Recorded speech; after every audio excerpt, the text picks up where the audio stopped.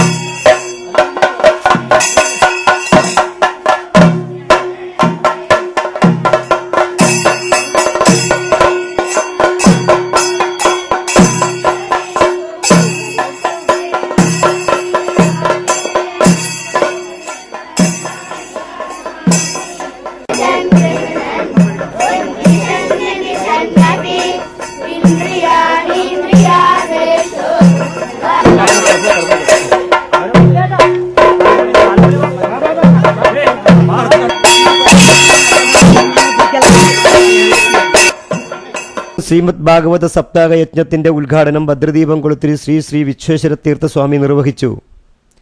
തുടർന്ന് സ്വാമികളുടെ അനുഗ്രഹ പ്രഭാഷണവും നടന്നു. വൈകുന്നേരം 3 മണിക്ക് കാഴ്ച ശിവേലി എഴുന്നള്ളത്തും വടക്കൻ നൃത്തവും 6:30 ദീപാരാധനയും നടന്നു.